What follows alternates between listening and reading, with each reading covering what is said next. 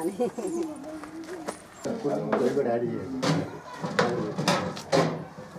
తుట్టెలు కట్టి ఏదో వచ్చి దానివల్ల కూడా కొద్దిగా అయినా ఇబ్బంది అవుతుంది. మంచిగా కడిగి పెట్టుకోండి అమ్మ. అంతా ఇల్లు కూడా మన పిల్లలే కదా.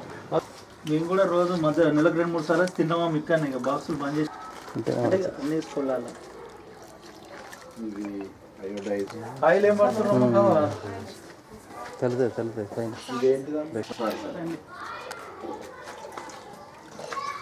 ఇలా మెన్యూ ప్రకారం సాంబార్ మంచి క్వాలిటీ. ఎక్కడ వంట పాత్రలు కూడా క్లీన్ గా కడగాలి. మంచిగా క్లీన్ కొంచెం మెత్తగా అయితే టేస్ట్ బాగానే ఉంటుందిగా.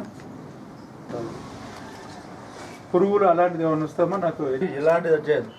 మీకు ఒక అక్కడక్కడ ఉంటే మాత్రం మీరు చేసుకోవాలి. మంచిగా పెడతారా అమ్మ? కరెక్ట్ చెప్పమ్మా. నాకు భయపడి మళ్ళీ రెసిపీ మంచిగా పెడతారు.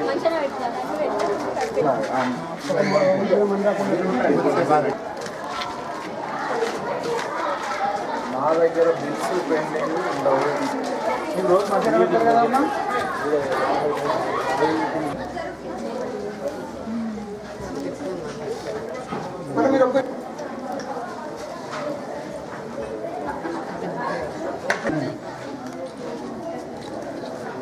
రోజు బాగానే ఉంటుంది కదా అమ్మా?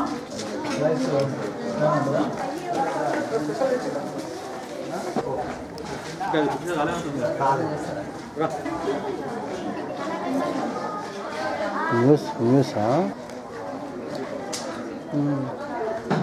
వాళ్ళకు పిల్లలకు అందించే మధ్యాహ్న భోజనంలో నాణ్యత ప్రమాణాలు పాటిస్తున్నారా లేదా, శుభ్రత ఉన్నదా లేదా, పిల్లలకు ఎలాంటి ఆహారం అందిస్తున్నారు మధ్యాహ్న భోజనం, దాని భాగంగా ఇలా మేము కూడా ఎంఏఓ గారు నేను కూడా పిల్లలతో కలిసి భోజనం చేయడం జరిగింది.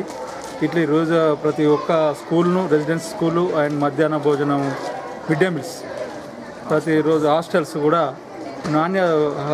మధ్యాహ్న భోజన నాణ్యతపై పరిశీలించి వాళ్ళకు సూచనలు జారీ చేయడం అనేది, నాణ్యత పాటించాలని, శుభ్రత పంచాలని, ఎలాంటి చిన్న మిస్టేక్లు కూడా జరగకుండా పిల్లలకు సరైన మంచి ఆహారం మెన్యూ ప్రకారము అందించాలని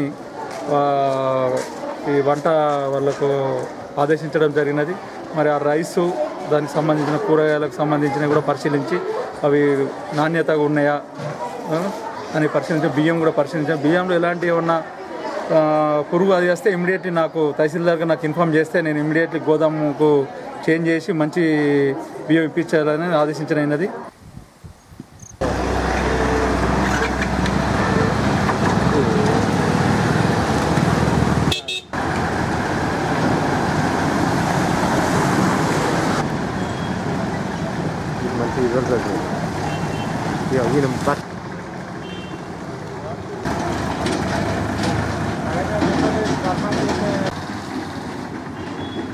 చూడు రమేష్ అన్న గిట్లా అనన్నా అట్లా చేతిగా దుమ్ముగా అలాగే నేను మాట్లాడాను. సాగర్ తీసుకో రాసిస్తావా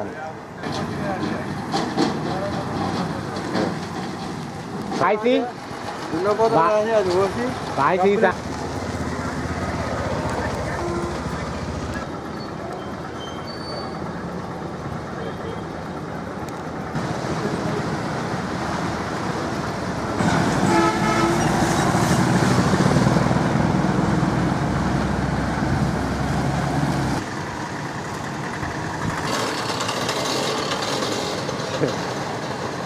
ఏమవుతుంది ఇది అయ్యేదాక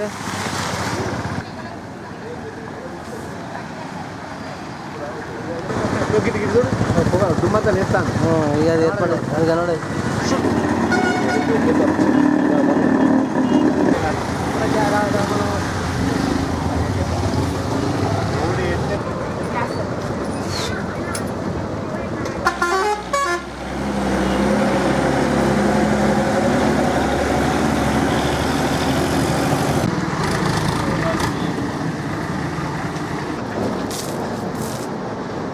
ఇదంతా మీరు మాట్లాడండి.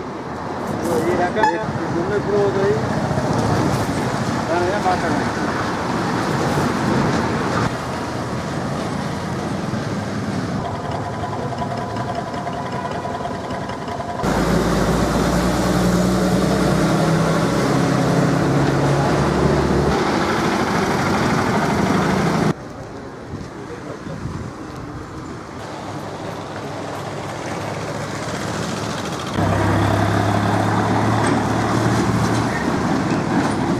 ప్రజలు సామాన్య జనాలు కానీ స్కూల్ పిల్లలు కానీ కక్షిదారులు కానీ విపరీతంగా గాలికి బదులు దుమ్ము పీల్చుకునే పరిస్థితి ఏర్పడుతుంది. ఇటువంటి పరిస్థితిని మాపుకొని రోడ్డును సరిగా రిపేర్ చేసి పద్ధతి ప్రకారంగా డస్ట్ వేయకుండా కావాల్సిన సిమెంట్ కానీ అట్లాంటివి పోయాలని నేను ప్రభుత్వ ప్రతినిధులను ప్రత్యేకంగా కోరుకుంటున్నాను. నీళ్లు చల్లడం కానీ లేకుంటే వెంట క్లీన్ చేసుకోవడం కానీ ఇలాంటి పరిస్థితులు చేస్తే దుమ్ము లేకుండా ఉంటుందని నేను భావిస్తున్నాను. ఈ దుమ్ము వల్ల మేము శ్వాస తీసుకోలేకపోతున్నాము. మరి వాహనాల వల్ల మాకు చాలా ఇబ్బందికరంగా మారుతుంది.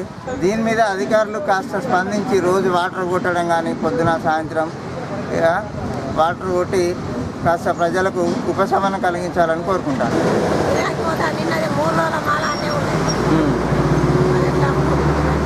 మాలంతా ఖరాబ్ అవుతుందా?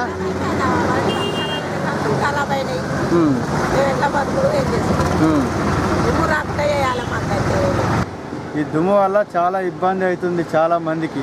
ఎవరు గిరాకీ రావట్లేదు. మా బతుకులన్నీ మొత్తం బజారు పాలైపోతున్నాయి.